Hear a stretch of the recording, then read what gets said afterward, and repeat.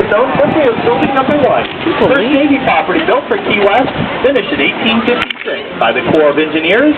After the American Civil War, the lower portion was used as a coaling station to refuel the steam-powered ship.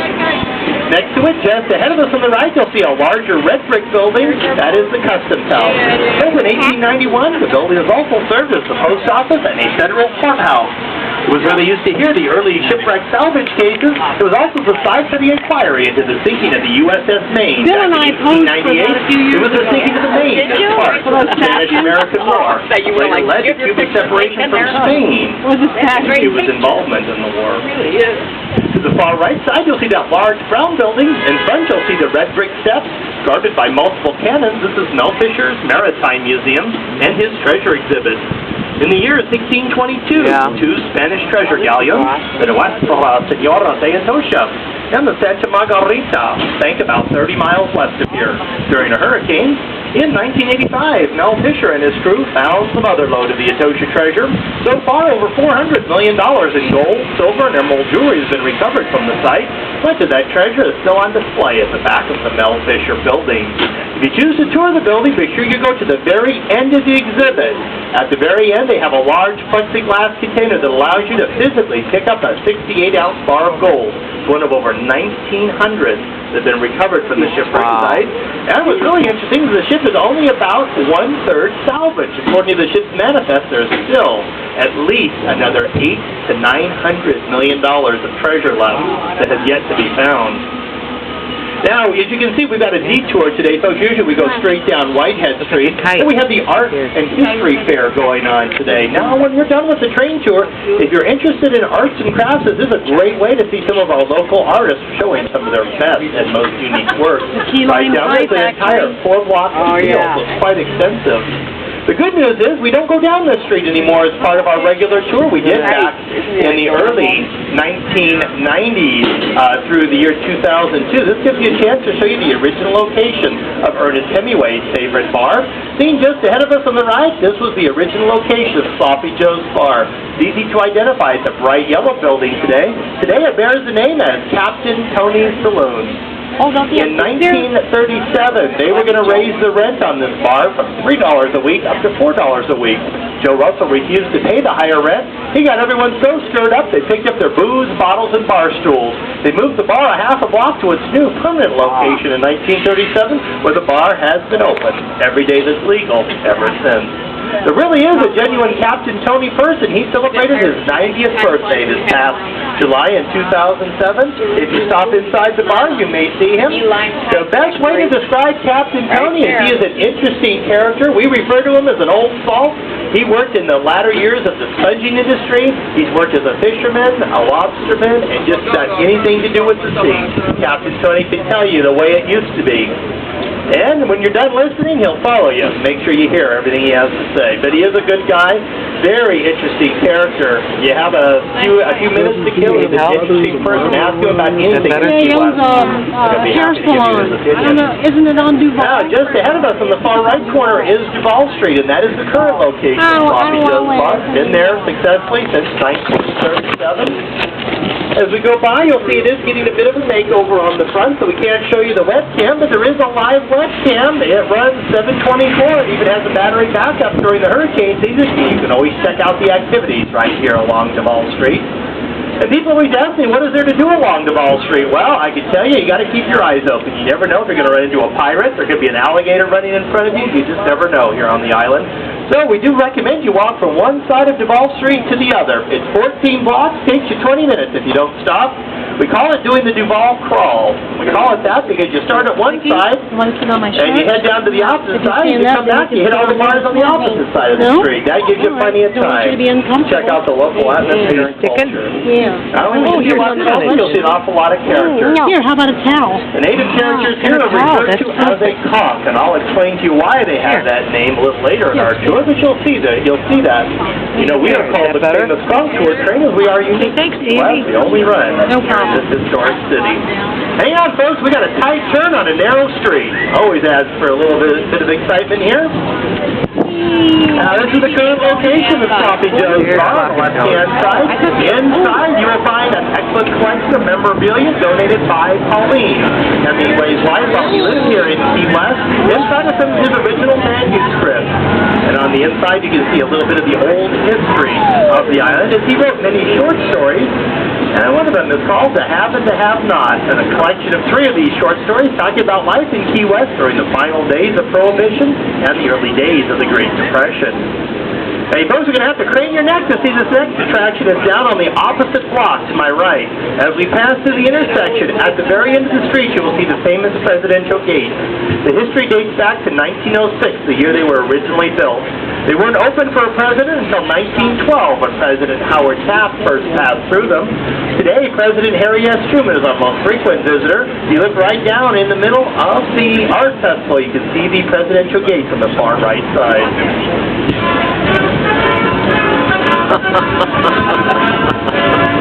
The owner of Hanes Underwear has a house here. Oh, really? Oh, we saw Jimmy Johnson on the way. For President Harry S. Truman. Today, through the gates, you can visit the Harry S. Truman Little White House Museum, which remains Florida's only presidential attraction.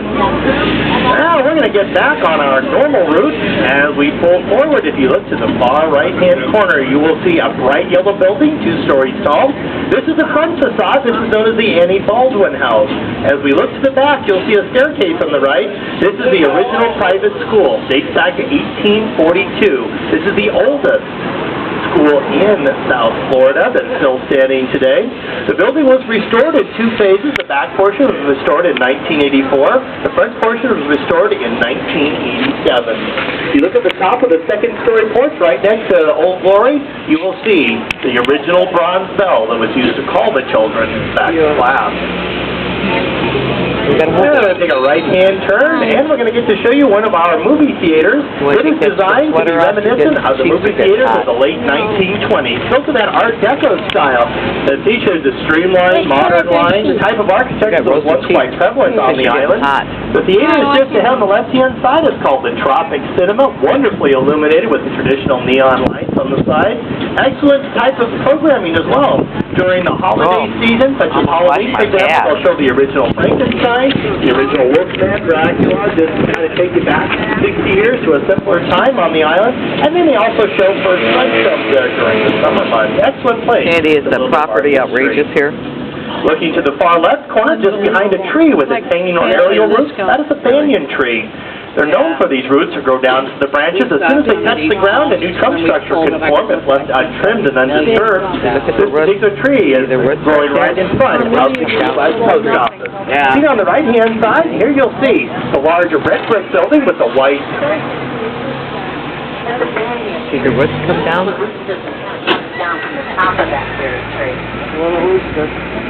You'll notice the building has those large white arches on both the sides and the front. That is the Key West Post Office, designed to resemble a federal-era building built about 1890. But actually, the building is much more modern. It was built in 1985, designed by our former mayor and local architect, Sonny McCoy. But this style of architecture helps it blend in with the other buildings you'll see a little later on our tour, just ahead of the far right-hand side. Looking to the far right side, just past the stoplights, you will see the official beginning of U.S. Highway 1. This is our land link that connects us from the main one.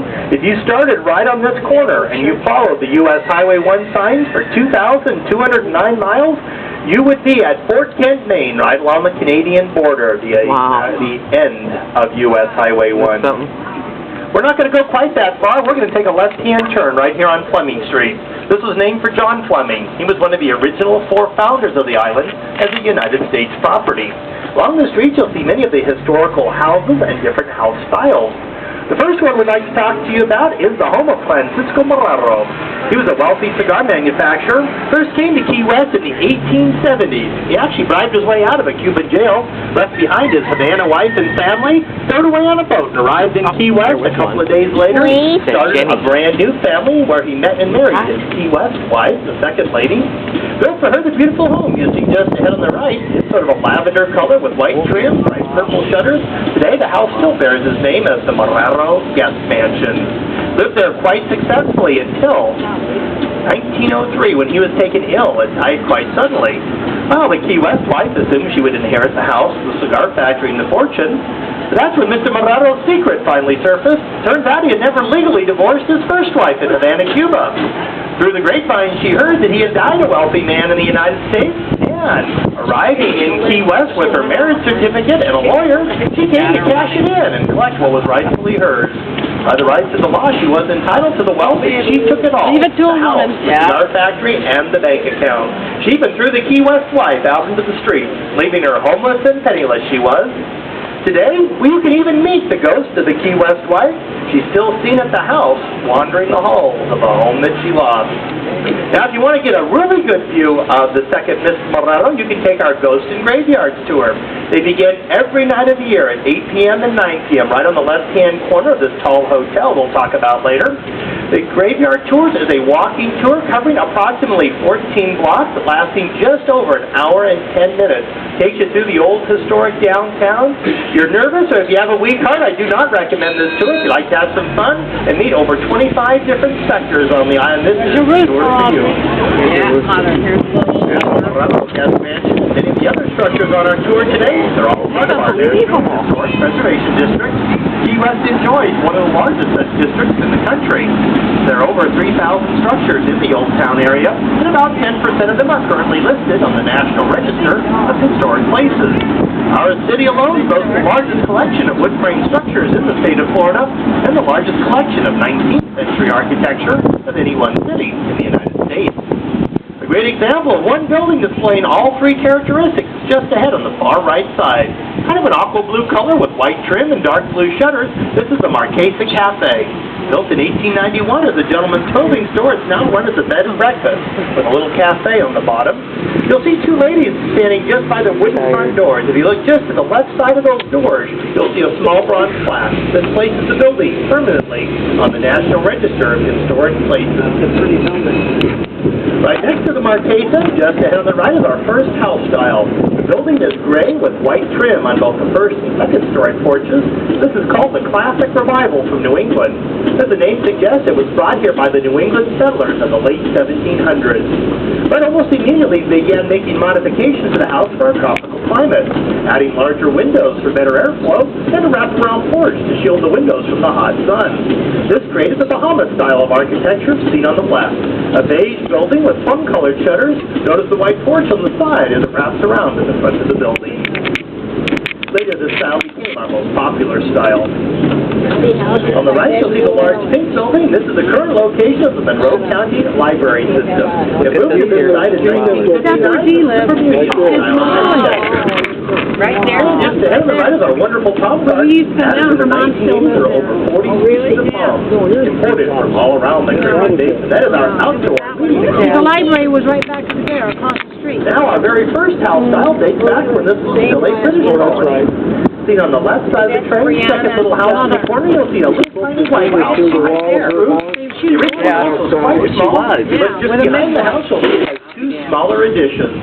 You'll notice that the roof line forms a zigzag pattern, so we call those zigzag additions. The high peaks were great for trapping heat to keep the houses cooler, while the low valleys made it easier to collect rainwater. In the early days, this was our only source of fresh drinking water.